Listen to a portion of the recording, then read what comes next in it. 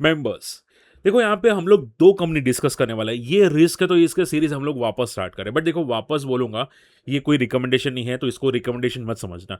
हम लोग यहाँ पे दो कंपनी की डिटेल केस स्टडी बताएंगे, ठीक है, केस स्टडी करेंगे, और इसके अंदर एफआई स्टेक क्यों इंक्रीज कर रहा है, चार्ट्स पैटर्न क्या दिख रही है, वो मैं सब आपको एक्सप्लेन करूंगा। ठीक है, तो थोड़ा फोकस कीजिएगा क्योंकि देखो कंपनी में कुछ चेंज हो रहा है और ये जो चेंजेस है आपको भी समझने चाहिए, एक बार देखने चाहिए। ठीक है, तो आपके काम आएगा वीडियो, थोड़ा समझना, स्टडी करना। और बहुत सारे लोग पूछते रहते हैं कि सर कंपनी को कैसे स्टडी किया जाता है, आपको पता कैसे रहता है कि कंपनी पॉजिटिव है भी कि नहीं। तो हम लोग आज के वीडियो में वही समझेंगे, देखेंगे। ठीक है, और ये रिस्क है तो इसकी कैटेगरी में क्यों आ रहा है वो भी समझेंगे। क्लियर। बट देखो चैनल को अगर फर्स्ट टाइम विजिट करें, सब्सक्राइब कर देना, नोटिफिकेशन हिट कर देना। और मुझे काफी लोगों ने बोला था कि रिस्क है तो सीरीज वापस स्टार्ट करो, तो हमारे जो पुराने व्यूअर्स है वो जानते हैं। तो एटलीस्ट वीडियो को लाइक कर देना, मैं एटलीस्ट 40 लाइक्स चाहता हूं। ठीक है, मिनिमम 40 लाइक्स एंड 40 कमेंट्स कर देना। ठीक है, चलिए स्टार्ट करते हैं। ओके, सबसे मैं देखो पहले थोड़ा सस्पेंस रखूंगा तो फोकस करना जो बोल रहा हूं। देखो कंपनी अभी रिसेंटली लॉस मेकिंग थी, आप देखोगे यहाँ पे कंपनी ने काफी लगातार कंटिन्यूसली लॉस पे पेश किया है। इस रीजन ये था कि कंपनी का जो इंटरेस्ट है हर क्वार्टर में वो बढ़ रहा है। पहले 40 का था, फिर 63 करोड़ का, फिर 70 करोड़ का, और अभी तक 70 करोड़ का है। यानी कि कंपनी पे कर्जा बढ़ रहा है। ठीक है, ये एक बहुत बड़ी दिक्कत है। देखो सेल्स में कोई प्रॉब्लम नहीं है, देखो सेल्स कंपनी की बढ़ रही है, यहां पे दिख रहे सेल्स बढ़ रही है, प्रॉब्लम सेल में नहीं है, प्रॉब्लम है डेट में। डेट लगातार बढ़ रहा है, तो कंपनी अगर डेट को मैनेज कर ले ना तो बहुत आसानी से अच्छा प्रॉफिट कर सकती है। ठीक है, बट ये मैं क्यों बता रहा हूं अभी के लिए, क्योंकि कंपनी अभी रिसेंटली बहुत अच्छा रिजल्ट पेश किया, 3 क्वार्टर के बाद, 3 नेगेटिव क्वार्टर के बाद रिजल्ट पेश किया अच्छा वाला। ठीक है, सेकेंड, कंपनी का डेट जो है वो काफी हद तक बढ़ चुका है। देखो यहाँ पे पहले एक टाइम पे कंपनी का डेट था 1800 करोड़ का, अभी 3800 करोड़ का है। ठीक है, कंपनी के जो रिजर्व्स है वो थोड़े से पॉजिटिव होते जा रहे हैं, बट डेट काफी तगड़ा बढ़ रहा है। अगर मैं बात करूं तो एफआई की, तो एफआई ने रिसेंटली यहां पे बहुत अच्छा स्टेक इंक्रीज किया है। पहले 5.77% था, फिर 6.13, अभी 6.81%। तो पहले क्या हुआ कि एफआई स्टेक डिक्लाइन कर रहे थे और अभी रिसेंटली बढ़ा रहे स्टेक, क्या कुछ है या कुछ कंपनी में चेंजेस हुए हैं? तो आंसर इज यस। क्या हुआ मैं आपको बताऊंगा, बट हाँ डेफिनेटली चेंजेस हुए हैं, और चेंजेस आपको यहां पे दिखाई देगा। देखो ये 12 दिग्गज एनालिस्ट होते, जो रिसर्च एनालिस्ट होते हैं ना, ठीक है, जो एनालिसिस करते कंपनी की, वो ये बोल रहे हैं कि कंपनी यहां पे लॉस मेकिंग भले हुई है, बट 2027 या उसके बाद प्रॉफिटेबल हो सकती है। और देखो मैं नहीं बोल रहा, ये मैं नहीं बोल रहा, दिग्गज एनालिस्ट, वो भी एक नहीं 12 लोग बोल रहे हैं, 12 लोग। ठीक है, इसका मीनिंग कंपनी में बहुत बड़ा टर्न अराउंड होने वाला है। बात समझ में आ रही है? और मैं हमेशा बोलता हूं देखो कंपनी को, ऐसी कंपनी को देखो जिसकी बैलेंस शीट में टर्न अराउंड हो। ठीक है, आप देखोगे यहां पे कंपनी का ईपीएस है, देखो इसको क्या बोलते हैं, अर्निंग पर शेयर। तो पहले अर्निंग पर शेयर नेगेटिव कब होता है, जब कंपनी लॉस में होती है। उसके बाद यहां पे देखोगे प्रॉफिट में आने वाली है, ये एक्सपेक्टेड किया जा रहा है। बात समझ में आ रही है? तो ऑल इन ऑल चीजें कंपनी के लिए बहुत अच्छी है। इसके अलावा अगर मैं बात करने जाऊं स्टेक की, तो निपॉन लाइफ एसेट मैनेजमेंट ने रिसेंटली 11% का स्टेक बढ़ाया। ऑलरेडी इन्वेस्टेड था, बट उसमें से 11% का स्टेक बढ़ाया है। इसके अंदर वैनगार्ड ग्रुप और ब्लैक रॉक जैसी बड़ी फर्म है ये कंपनी के अंदर। ठीक है, अब कंपनी का नाम क्या है मैं आपको डायरेक्टली बता देता हूं। देखो दो कंपनी डिस्कस करने वाले आज। एक कंपनी का नाम है देवयानी इंटरनेशनल। जी हाँ, मैं बस देवयानी की बात कर रहा हूं। अब थोड़ा फोकस करना, देवयानी कंपनी काम क्या करती है। देखो आप लोगों ने पिज्जा हट या केएफसी के आउटलेट्स देखे होंगे। ठीक है, ये जो फ्रेंचाइजी है ना इंडिया में, वो देवयानी इंटरनेशनल चलाती है। और सिर्फ देवयानी नहीं, इसके साथ साथ जो शेफायर फूड करके कंपनी है वो भी चलाती है। ठीक है, दोनों के पास अभी के लिए बहुत तगड़े पिज्जा हट और फ्रेंचाइजी है इनकी। ठीक है, केएफसी और पिज्जा हट दोनों की है। ठीक है, अब ये दोनों कंपनी क्या करने वाली है, मर्ज होने वाली है। क्यों मर्ज होने वाली है? क्योंकि दोनों के पास सेम फ्रेंचाइजी है। ठीक है, और नंबर ऑफ आउटलेट्स बोलते हैं ना, स्टोर्स, वो भी ऑलमोस्ट सेम है। यानी कि पिज्जा हट का जो आउटलेट है दिव्यानी के पास 600 के आसपास का है, तो उतना ही आसपास का सेफायर फूड के आसपास है। ठीक है, अब दोनों क्या करते हैं भाई, मार्केटिंग अलग अलग करती है, प्रमोशन अलग अलग करती है, और जो मटेरियल आते हैं वो अलग अलग जगह से लाते हैं। ठीक है, तो प्रॉब्लम क्या हो जाती है कि भाई दोनों कंपनी को मैनेज करना डिफिकल्ट हो जाता है। तो एक प्रमोटर ने क्या बोला, शेफायर के प्रमोटर ने बोला कि भाई मैं आपको स्टेक बेच देता हूं और दूसरा मर्जिंग कर लेता हूं। ठीक है, तो होगा क्या कि ये कंपनी बड़ी बन जाएगी। ठीक है, फिर ब्रांड को संभालने में आसानी हो जाएगी। बात समझ में आ रही है? और उसी को देके कंपनी मर्ज होने वाली है। हालांकि अप्रूवल आप देखोगे यहाँ पे एनएससी बीएससी से मिल चुका है, बट फाइनल डेट अभी अनाउंस नहीं हुई है कब मर्ज होगा, ठीक है। अब सिर्फ इतना समझ के चलो कि मैं एक सेकेंड वॉइस देख लेता हूं, I think okay voice clear है, ठीक है। सो इतना समझ के चलो कि कंपनी देखो डीलिस्ट नहीं होगी, बट आपको शेफायर के स्टॉक्स मिल जाएंगे। अगर दिव्यानी इंटरनेशनल है आपके पास या शेफायर है, तो दोनों में से आपको स्टॉक्स यहाँ पे दूसरे के मिल जाएंगे, ठीक है। और एक कंपनी बंद हो जाएगी, दूसरी कंपनी शेयर मार्केट में लिस्टेड रहेगी, ठीक है। अब जहां तक मेरा नॉलेज है, Divyani international already share market में रहेगी, शेफायर शायद यहाँ पे डिलिस्ट हो सकती है, और इसके जितने भी शेयर्स होंगे वो दिव्यानी के शेयर्स आपको अलॉट किए जाएंगे, जिनके पास भी शेफायर होंगे, ठीक है।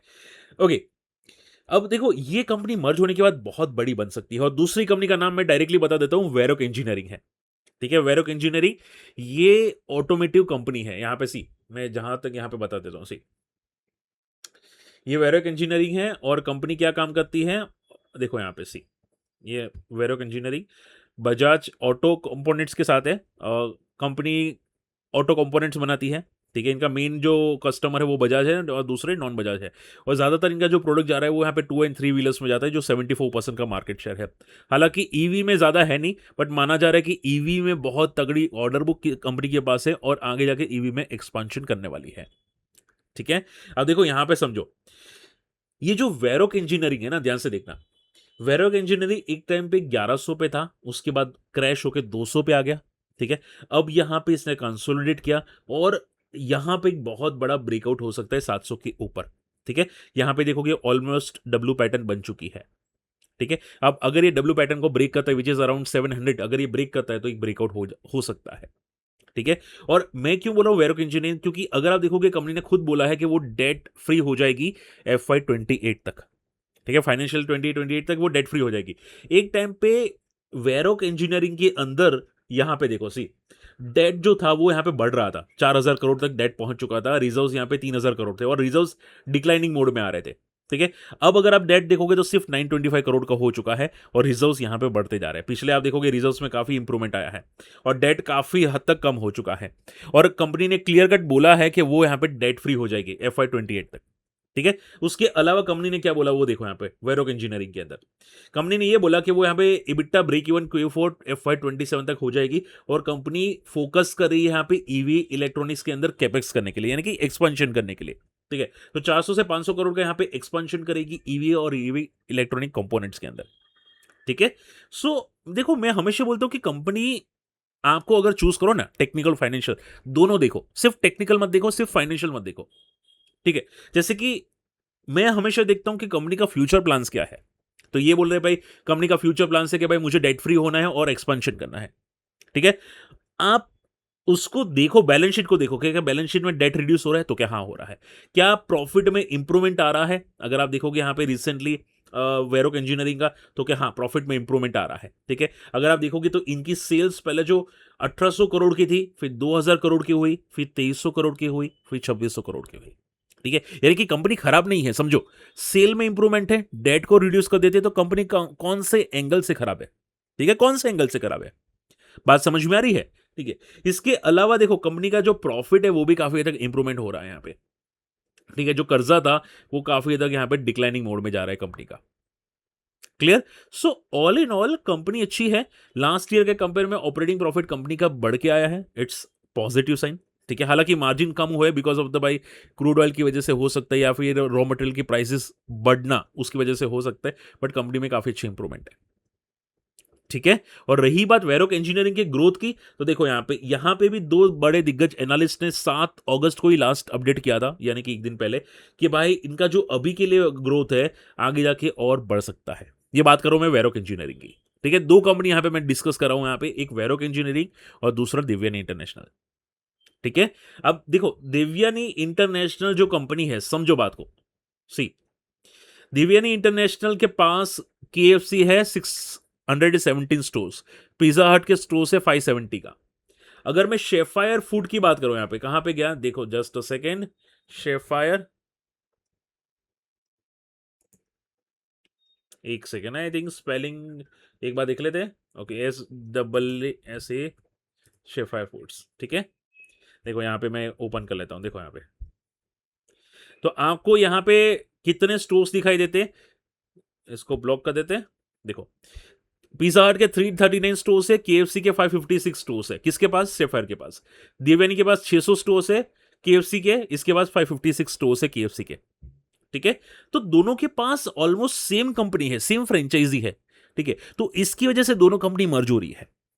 बात समझ में आ रही है? सो ये कंपनी उसके बाद बड़ी बन जाएगी और हो सकता है कि डेट को रिड्यूस कर दे कंपनी। ठीक है, ये एक बहुत बड़ा चांस हो सकता है। इसकी वजह से देवयानी इंटरनेशनल में भी बड़े प्लेयर्स जो है वो काफी बुलिश है। अगर मैं यहाँ पे फ्यूचर ग्रोथ की बात करने जाऊँ, यहाँ पे जो बड़े प्लेयर्स बोल रहे थे देवयानी इंटरनेशनल के अंदर, वो काफी तक बुलिश है। वो बोल रहे कि भाई यहाँ पे फ्यूचर ग्रोथ अच्छा हो सकता है देवयानी इंटरनेशनल के अंदर। ठीक है, कंपनी प्रॉफिटेबल यहाँ पे हो सकती है। सेम लाइक वेरोक इंजीनियरिंग, ये इंजीनियरिंग कंपोनेंट्स या ऑटोमोटिव कंपोनेंट्स बनाती है। ठीक है, कंपनी डेट फ्री होने वाली है FY 27 तक, 28 तक। क्लियर? तो आई होप ये दोनों चीजें आप समझ पा रहे हैं, मैं क्या आपको समझाने की कोशिश कर रहा हूं। इसके अलावा मैं आपको चार्ट समझा देता हूं। देखो, पहले पहले मैं वेरोक का चार्ट बता देता हूं। वेरोक की चार्ट में क्या दिखाई दे रहा है? ऑलरेडी काफी क्रैश हो चुका है। यहां पे कंसोलेशन मोड है और यहां पे भी कंसोलेशन मोड है डब्ल्यू पैटर्न का। ठीक है, और रेंज बाउंड था, और वैसे भी 2 साल से रेंज बाउंड है। अगर 700 का लेवल ब्रेक होता तो ये ब्रेकआउट हो जाएगा, और नेक्स्ट रेजिस्टेंस है 1100 के आसपास का। हालांकि देखो, वापस बोलो, मैं कोई रिकमेंडेशन नहीं कर रहा हूं, मैं आपको समझा रहा हूं कि चार्ट्स क्या है। ठीक है, तो चार्ट्स में सिर्फ नेगेटिव कब दिखेगा? जब ये 400 के नीचे आएगा तब ये नेगेटिव हो जाएगा। जब तक 400 के ऊपर है तब तक पॉजिटिव है। रही बात देवयानी इंटरनेशनल की, ये मर्ज होगी उसके बाद काफी टर्न अराउंड हो सकता है। आप देखोगे 2022 से लेके 26 चला ही नहीं है स्टॉक, बिल्कुल भी नहीं चला। ठीक है, अब मर्ज होने वाली है, प्रॉफिटेबल कंपनी होने वाली है। ठीक है, तो हो सकता है कुछ हो जाए। 100 का एक बहुत तगड़ा सपोर्ट है। ओके, रेजिस्टेंस यहाँ पे 140 का, अगर ये ब्रेक होता है तो अगला रेजिस्टेंस सीधा 220 के आसपास कंपनी के अंदर दिखाई देता है। ओके, हालांकि देखो, अब आई एम श्योर आप समझ चुके होंगे कि ये रिस्क है तो इसके सीरीज में क्यों है। ठीक है, दोनों कंपनी बॉटम पे है, फंडामेंटल्स में इंप्रूवमेंट आ रहा है, दिव्य इंटरनेशनल मर्ज हो रही है। ठीक है, और बड़ी कंपनी बनेगी माना जा रहा है, और ये जो कंपनी वेरोक वो डेट फ्री होने वाली है। ठीक है, इसकी वजह से ये रिस्क है तो इसके सीरीज के अंदर है। लास्ट पॉइंट जो आपको बताना इंपॉर्टेंट है वो सुनना ध्यान से, कि यम ब्रांच जो है, ठीक है, वो दिव्यानी इंटरनेशनल के साथ है, और पिज्जा हट का मेन ओनर है, और माना जा रहा है कि वो पिज्जा हट को बेचेगा। ठीक है, तो ये पिज्जा हट कोई थर्ड पार्टी को चला जाएगा। अब अगर थर्ड पार्टी को चला जाएगा, जो deal I think almost confirm है, तो ये दो कंपनी गिरी थी कि भाई फ्रेंचाइजी कौन लेगा। देखो, समझो बात को, ध्यान से समझो। देवयानी इंटरनेशनल के पास सिर्फ पिज्जा हट की फ्रेंचाइजी है, वो ओनर नहीं है। ठीक है, उसके पास फ्रेंचाइजी है। तो मान लो पिज्जा हट का ओनर पिज्जा हट को बेच देता है। ठीक है, तो क्या फ्रेंचाइजी कंटिन्यू रहेगी? अगर मान लो नहीं रहती है तो भी कोई इशू नहीं है, क्योंकि पिज्जा हट पहले से लॉस मेकिंग था। ठीक है, इसमें जो प्रॉफिट में था वो कौन सा था? केएफसी था। ओके, अगर मान लो पिज्जा हट बिक के नया प्रमोटर के पास जाती है, और नया प्रमोटर कुछ बड़ा प्लान करता है, तो भी बेनिफिट है दिव्यानी इंटरनेशनल के लिए। तो दोनों केसेस में विन विन सिचुएशन है दिव्यानी इंटरनेशनल के लिए, और उसी को देख के ये ज्यादा गिरा नहीं। ठीक है, और ये जो मर्ज होने वाला है वो सबसे बड़ा पॉजिटिव होगा। आई बात समझ में? तो ऑल इन ऑल काफी चीजें पॉजिटिव है। मुझे बताना कि केस स्टडी कैसी लगी। अगर आपको पसंद आए तो मुझे एटलीस्ट लाइक कर देना वीडियो को, चैनल सब्सक्राइब कर लेना, वीडियो शेयर कर लेना, और फ्री टेलीग्राम में नहीं है जाके ज्वाइन कर लेना। ठीक है, और ऐसी केस स्टडी लाता रहूंगा। अगर आप इंटरेस्टेड है तो मुझे कोई कंपनी का नाम बताएगा, उसकी केस स्टडी बनाने की मैं कोशिश करूंगा। ठीक है, बट आई होप ये वीडियो पसंद आया होगा। ठीक है, दोनों कंपनी में टर्न अराउंड है तो मुझे बताइएगा जरूर। चलिए, मिलते अगले वीडियो में। बाय।